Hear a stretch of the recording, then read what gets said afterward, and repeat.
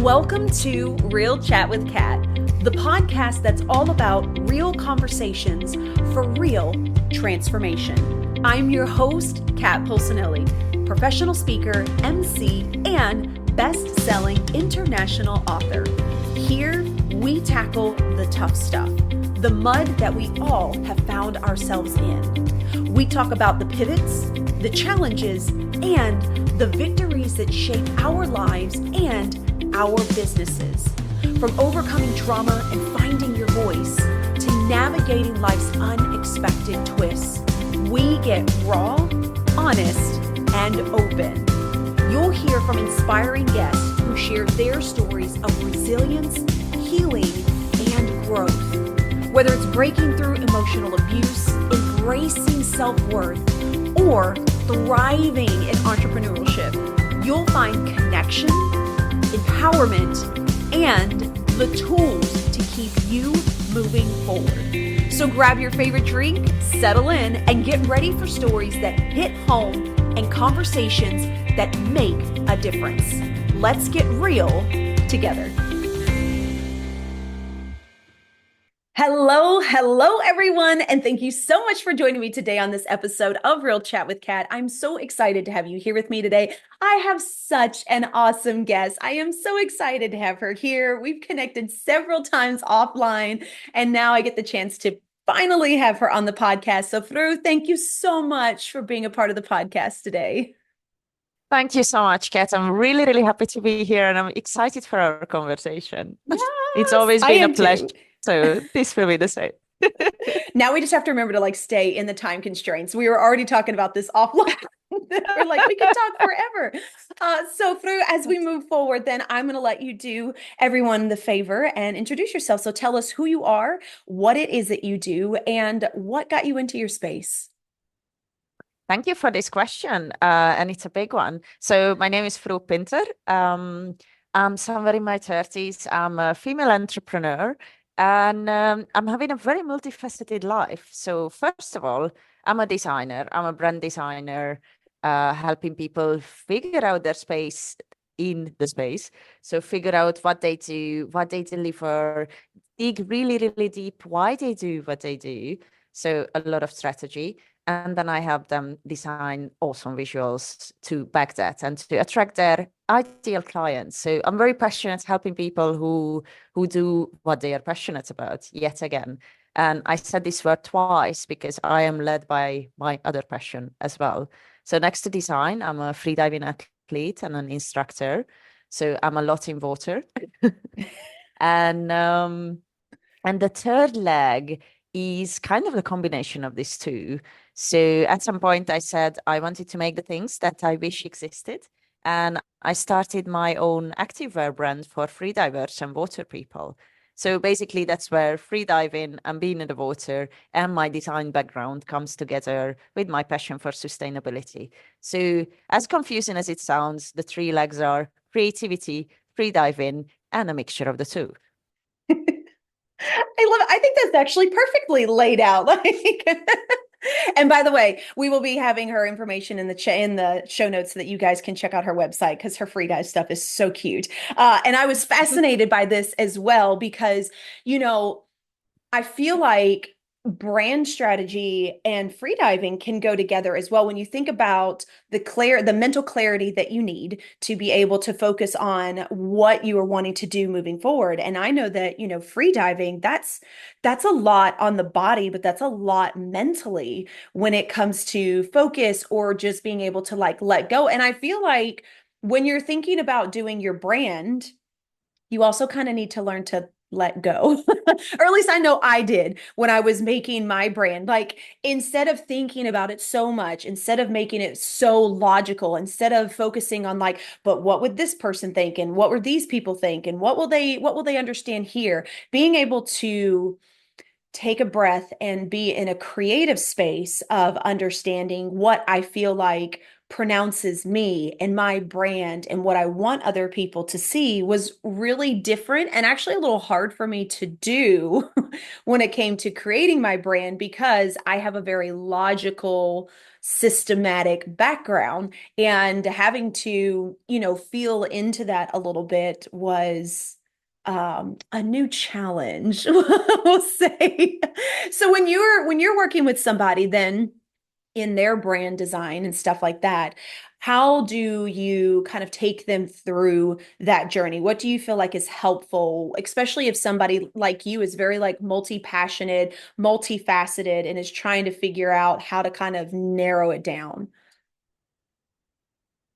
That's a very good question. And one note that you took was letting go. That definitely connects all parts of my life. And one of my mottos is with branding is I help my clients see the forest for the tree. So that means they have a lot of things on the table, a lot of confusing bits. They are very, very invested in every single part of their business, but they cannot see it structurally. So what I help them doing is focusing on the right things at the right times. So focusing on their foundation, why they are doing things, for whom are they doing things, what is the problems they are solving, why they are solving these problems. I'm digging quite deep down to basically the psychology of why they started this business. And this I'm doing through a strategy call. So my strategy, but my brand design starts always with a very long strategy interview. And it's not a workshop, it's an interview. So I'm having a set of questions that are going very deep into the motivation of a business. And based on that, we can create something sustainable. And based on that, we really get to the core of who the person is, why they do what they do, and for whom they do it.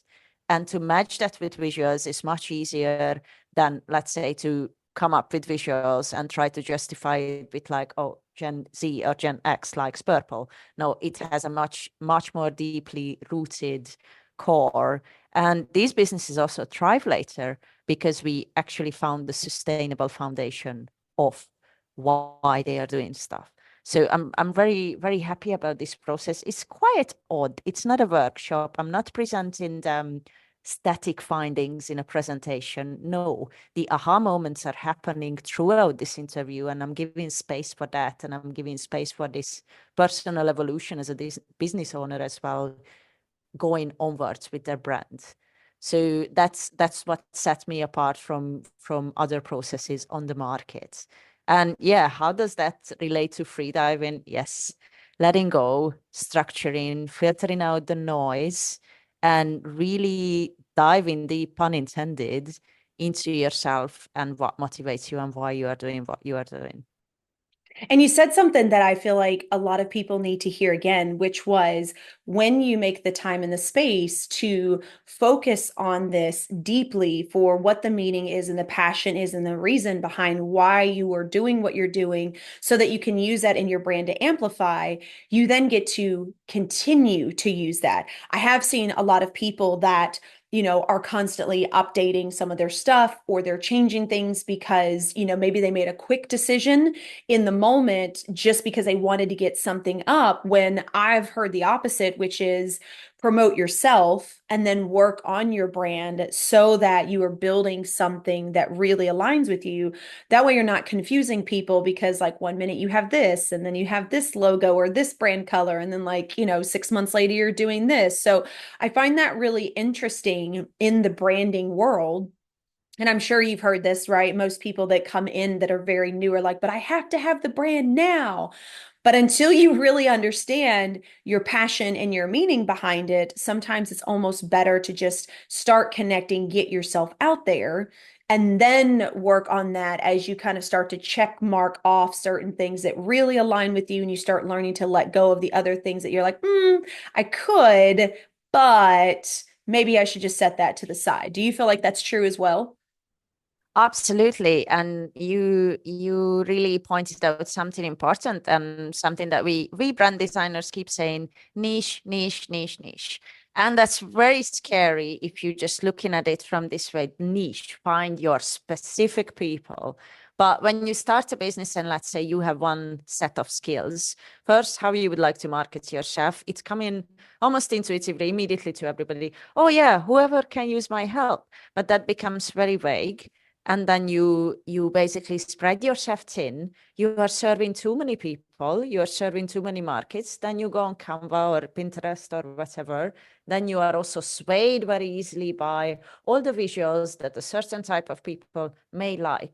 So there is no foundation again. You are going from trend to trend and not setting yourself apart. But actually, if you take time and you sit down and go deep in yourself, you are the business owner, your business is you at this point. And that's usually the people I'm working with who start solo a business and then they expand later. So you go deep into yourself, ask these questions, and then it will be so obvious what the answers are. So I'm asking really questions of who are the people who you as a business owner want to serve and want to help, and what are their problems, what are their emotions, what do you want them to feel after they worked with you, what do you want them to feel after they visited your website.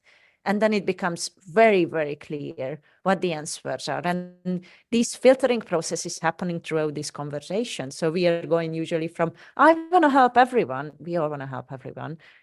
And everyone wants to help everyone, like we are good souls here, to actually figuring out through stories, through personal background, that actually I want to help this specific person because I understand it, or because I have background with them, or because, and so on and so forth. So usually there is a story, which is then the brand narrative.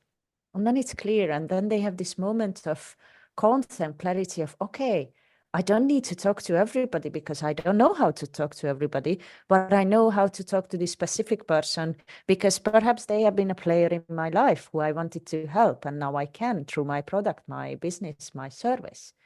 So this is how it's coming together, really. I love this. And what's really interesting is I heard from someone a little while back that was having a conversation in a mastermind with some newer people in business. And one of the things that they said was, if you are trying to talk to everyone, you are actually talking to no one. And I was like, oh, that makes so much sense because, Agreed. and I did this in my business in the beginning as well. I wanted to help everybody. So I was like, entrepreneurs, anyone, it doesn't matter. I can help you. Um, but when you are generalizing it so much, it's really hard for the people that want to work with you to understand that you are looking for them. And I think that that's the other side of it that especially newer people in the business don't realize, because most people get in the business because it's a passion. It's this sensation of just like, I just want to do good. And most of the time it stems from experiences that we had, which is the reason why we get into whatever arena that it is. And we have that expertise behind us. And then instead of us deciding to kind of focus in on that, for instance, I talked with someone who is a divorce coach, and that's she was looking for someone that she wished she would have had to take her through that problem as she was going through it. And so she focused on helping those that were going through a divorce. That's super specific. Now, it doesn't mean that those that after a divorce are not going to be interested, or those that maybe are having some marriage issues and are thinking about divorce but don't know if it's right for them aren't going to reach out to her. But what it allowed her to do was kind of really stay in the same messaging that she was looking for when she needed somebody, versus you start to almost water down your passion because you're trying to make sure that more people hear it and more people understand it. And at the same time, it's almost like it's so blurred that those that, again, that are looking for you don't even recognize you or don't notice it, or they miss those key components that would necessarily draw them in because you've watered it down. And watering down is being afraid to choose, perhaps being afraid of our own power, that we can actually serve the people we want to serve, to define ourselves. This is very strong, and it's the big hurdle, one of the big hurdles that people overcome when they turn their passion into their job. Yeah. Yeah, definitely. And I feel like, like you're going to go through changes. You're going to realize that you may want to do something a little bit different. I know I have, and over the 5 years that I've been doing this, I've shifted slowly through some of the things that I'm doing. That's not a problem. But what I will say is when I decided to choose something that I felt like really encompassed my message, I've been able to hold on to that for the last 2.5 years without the need of feeling like, that doesn't align with me. I probably just need to change the whole thing. So it's been really easy to make these simple, gradual shifts in messaging and who I'm speaking to without losing the overall arching message that I had in the very beginning. Now, I would love to tie this into tie this into your own branding because you started your own company as well for activewear for divers and when you were doing that, how did that process work for you? Because I know that also kind of comes back to your branding business and what you do as well. So what was the process you kind of took yourself through as far as learning your message and really honing in on what you wanted to do with that? That's a very good question. Thank you so much. And just another note of what you just said, indeed, your brand will evolve. But it will evolve to the direction that it makes sense to evolve to. You will win so much time and so much headache and so much financials by actually sitting down and investing into this investigation first and not just jumping into serving everybody or being something that you are not actually backing. So that's very smart of you to have sat down and set your foundations and then evolve on that. So it makes much more sense to filter your audience, moving onwards, and maybe you start to do what you thought you were passionate about, and you find more and more and more and more nuance in it, and you find more and more directions, and that's a healthy development of a brand. So yeah, that's amazing. How did this happen with my own brand? My brand is called Dry Dreams, and it's basically started with make the things you wish existed. So I was already a designer working remotely for the past 7 years or something, and I started freediving. And it's a very specific lifestyle that it asks. We are very active. We are doing yoga. We are running. We are very hyperactive people physically, and other than diving. And we are also very sustainably minded. We see all the plastic that ends up in the sea, for example, and it's very shocking. And you feel very powerless. You're so connected to this body of water, and you see that it's trashed, literally. So there are key components of my own experience as a diver that made me understand that I'm not alone. So I found also my goal audience just through myself and just through identifying the problems that I was having and my goal audience were having. And it's also diverse water people, basically, surfers, kiters, you name it. So another step of this was that I was actually frustrated not finding activewear pieces that were sustainable as possible. There is no 100%, unfortunately, on the market, but as sustainable as possible, looking good, fits into one backpack, right? So if you think about this lifestyle of diving, surfing, and so on, couples a lot of times with being nomadic. So you need to create pieces that are versatile, that you can go on a run for, but they are funky enough or beautiful enough. If you rock up on a party and you throw a dress over a legging, it still looks good, right? So these pieces have to be versatile, having personality, from sustainable materials, and just very, very good quality, because this being said, we are also exposed to the elements all the time: water, rock faces, sun, and so on. So you cannot afford to constantly look for new leggings. You are a lot of times not in an urban environment where you can buy stuff. So all of these things, all of these insights actually came together. And then at some point I was Googling around. I was literally looking for a pair of leggings. I couldn't find the one I liked. And then I just said, okay, you know what? I will just do it. I will just make the design I wish it was out there, from the material I wish it was out there. And off we went. And this is how Dry Dreams was founded. And then how it expands and how it also refines has also a lot to do with what insights do I get. So first we only had leggings, and I figured, oh, it's summer, we need shorts as well, and swimsuits. And yeah, by the way, I need a t-shirt. And then I started to sell white t-shirts. And I was like, wait a minute, I barely have access to a washing machine. My t-shirts really shouldn't be white. So all these insights came from very deep empathy and being passionate about some super core values that I'm not compromising on. For example, sustainability and durability and quality. And this is how I built it step by step. And it was also easy to build because it had no pressure on it. So I still had my design background. So I was working with clients. I am still working with clients, but this could evolve very organically in a non-pressured way. I could take my time to test these pieces out. So whenever I publish something on my web shop, it takes approximately 4 to 5 months of very scrutinous testing before I'm happy with the quality and I put it online. So I can test things. I'm constantly testing new things, what a bad thing to do, and evolving the brand this way.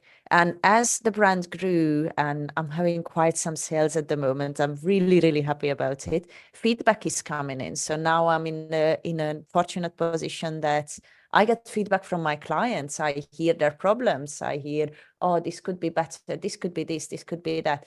This is something I could not anticipate in the beginning. So this is, again, healthy growth. And then I get new requests of what I also haven't thought about. So it's not just an artwork that is created in a bubble. It's an applied thing that is serving people, and it's giving me a lot of fun and rewarding feelings. I love this. They're so cute. They really are. Like, they're so cute. And I have to come back to this because you said in the middle of this that you were focused around your core values, and those were things that you were not giving up.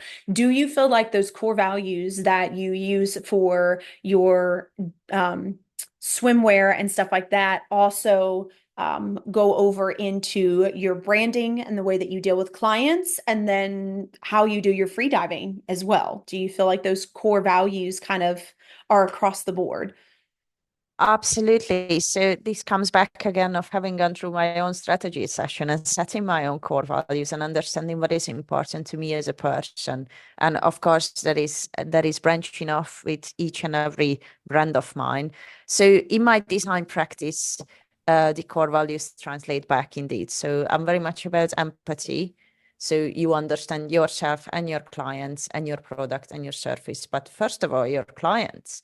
What emotions do they feel? What problems do they have? And that can fuel your motivation. So you have to listen to your motivation, listen to your intuition, what keeps you going. Honesty also. So I mentioned that my things are sustainable, but they cannot be 100% sustainable. So that's very, very important. Quality. Very keen on doing a super good foundation for my clients, and I'm not compromising on it. If I feel that we haven't done our job, if I feel that they haven't responded in a way that will help them, I will do my very best to push them to the point where they actually get the aha moments, get the value. Also, quality visually. So what I just described to you with testing a material, obviously when I'm designing a logo, I don't print it on a t-shirt and pull it around. But for example, my craftsmanship, the level of my creativity, what I invest into it is very, very important to me, and perhaps a little bit too much. So it's always when you're pursuing your passions, you are always endangering yourself with burnout, right? So you just are pulled into all of these things that move you without taking care of yourself. And that brings us to freediving. So actually, how I started this sport was I was burning out in my design agency job. So I went on a big travel, found freediving, and that diversified my life to having a work, which was design, which was my passion before, and then having my passion, which was this sport that had nothing to do with screens, diversified. And that made my life, that took pressure off my work, helped me process my burnout. And here we go. I'm freediving, and there comes in self-care. So this became my self-care practice. So I'm not exactly chasing numbers, but indeed, as I'm moving onwards, I'm becoming an instructor. So I'm blurring the lines between work and passion there, and I'm very aware of that. But but there too, so it's a lot of empathy and acceptance with myself. It's a sport that is very mental. It's going deep into yourself, and then giving yourself access to go deep into the sea.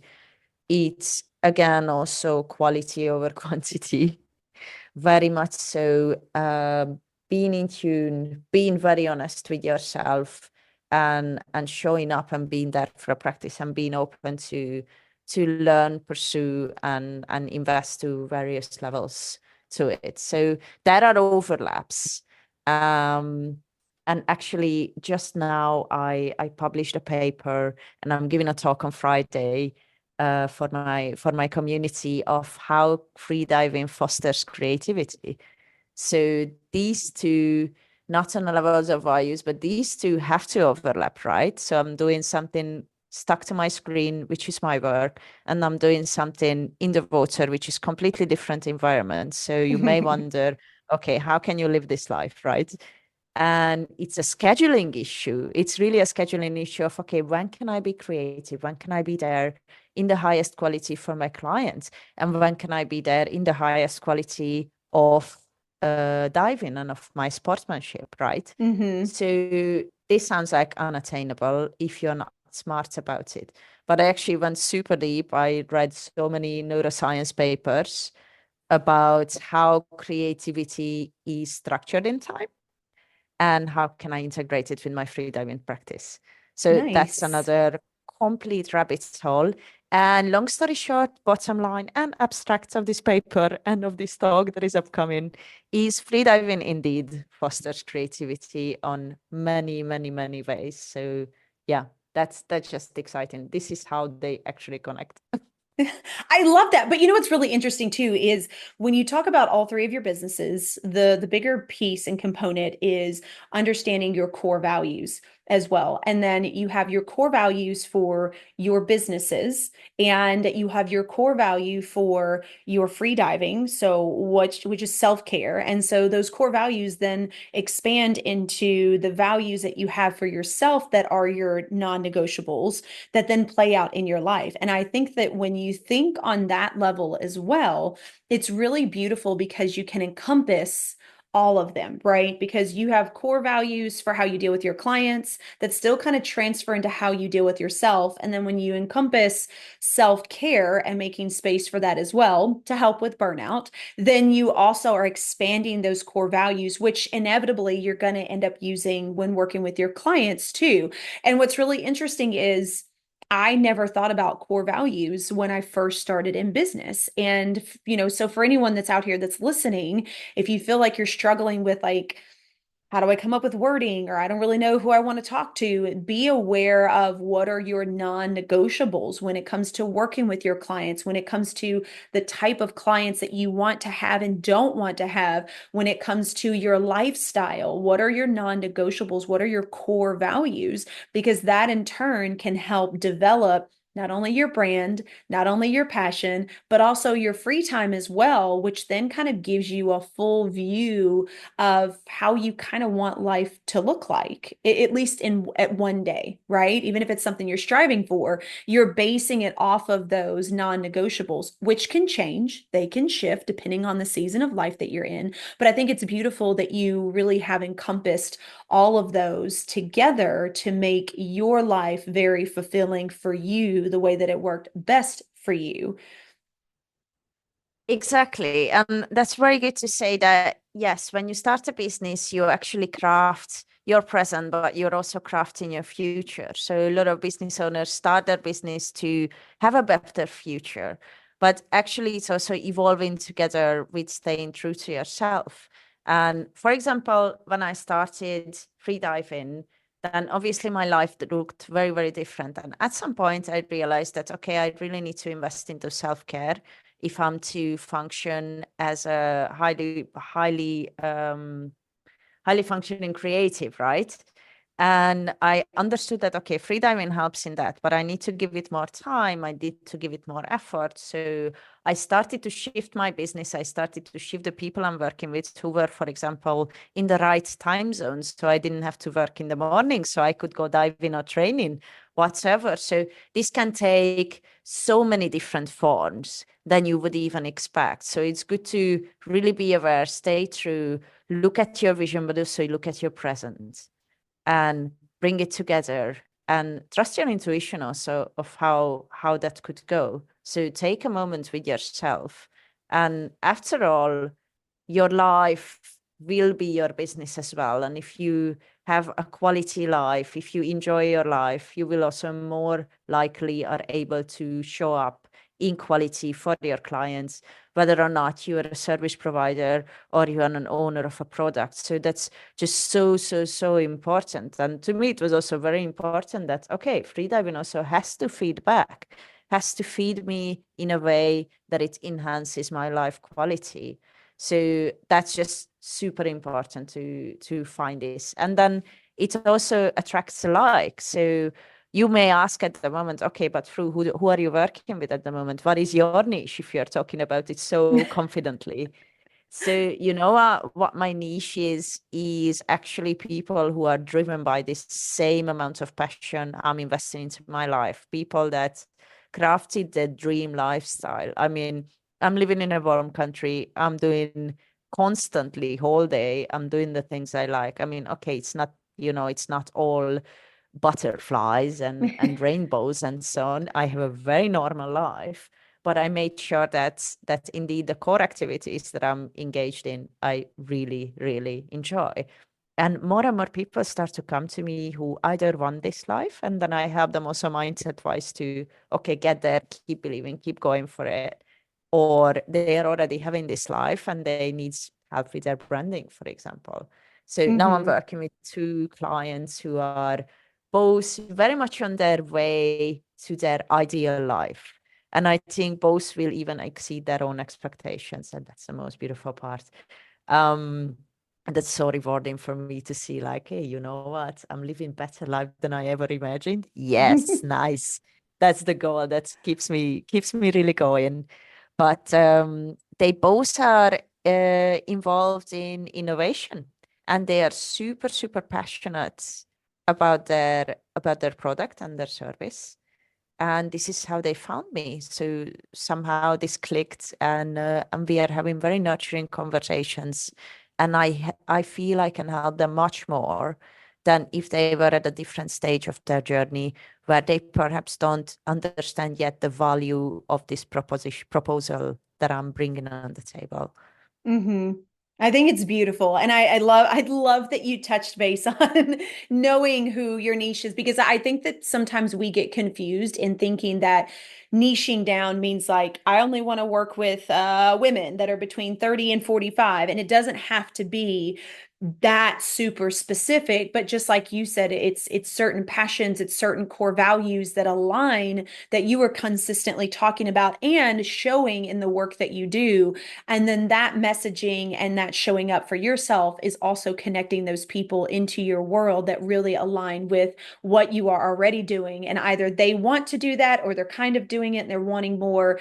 But I love that you brought that up, because I think that we need to remember that niching down doesn't necessarily mean we have to give adjective specifics when we are talking to people. It doesn't have to be a certain race. It doesn't have to be a certain age, unless that works for you. But having the core values, having the passion, and then, especially if you happen to have specific arenas of business that you prefer, right? If my background was in, my background is, if my background's in medical administration, if I wanted to, I could specify that, I really want to work with medical professionals. So it's things like that, but it doesn't have to be so tightly down that you almost kind of push people out. So thank you for giving that example, because I think that that's absolutely beautiful to show how you can directly talk to one specific person, but it's also talking to a whole element of people as well. So I appreciate that. Oh, Fru, I think we could talk forever. Well, okay, we've done this before anyway. So as we come to a close, we are on to this again. could you please It's do me always one so favor? interesting to talk to you. Yes, I know, please. it's so much fun. I always love to ask my guests one last question before we go, and that is, do you happen to have a quote or a piece of advice you would like to leave the audience with? Absolutely. And I already said this, and this is literally the life motto and my niche for all of my brands, products, and diverse. Make the things you wish existed. Oh, I love it.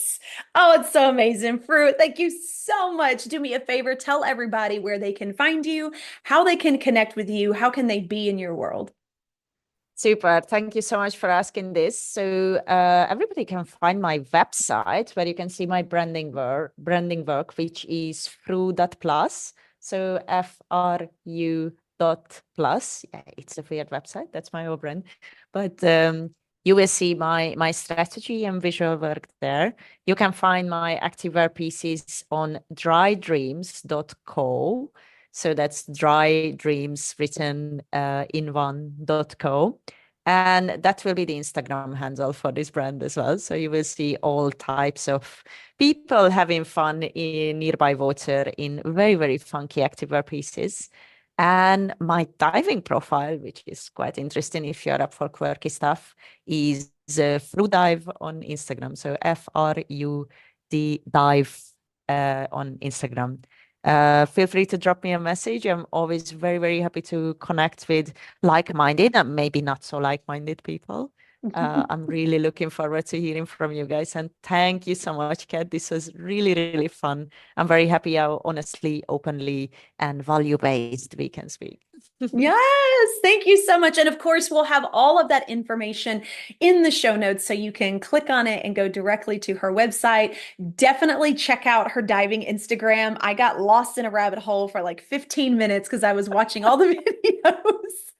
There's just something that's so peaceful about it too. And like Fru and I were talking, I got the opportunity to scuba dive for the first time almost 2 years ago. And it was just the most at peace, amazing activity I have ever done. So anyway, Fru, thank you so much for being a part of the podcast today. I so appreciate it. Thank you very much. I'm very grateful to you. Thank you very much. Yes. To everybody else out there, I hope you got a really unique perspective. And for you that are multifaceted, multi-passionate people, realize that there is a beautiful way to be able to do additional things besides just the one with a strategy and be able to tie all those pieces together beautifully so you can continue to follow your passion and build upon those passions if you choose to do so. So until next time, do one thing positive for someone each and every day and see the difference it makes in your life. Catch you soon. Thank you so much for tuning in to Real Chat with Kat today, where real stories meet real solutions. If you loved today's episode, don't forget to subscribe, leave us a review on Apple, and share this with someone who may also need to hear this as well. Let's also keep the conversation going. Follow me on socials at The Lotus Effect, connect with our incredible guests, and remember, you are never alone. Your story matters, and you have the ability and the power to rewrite it. You always have a choice. Until next time, stay strong, stay inspired, and keep showing up as the incredible, unstoppable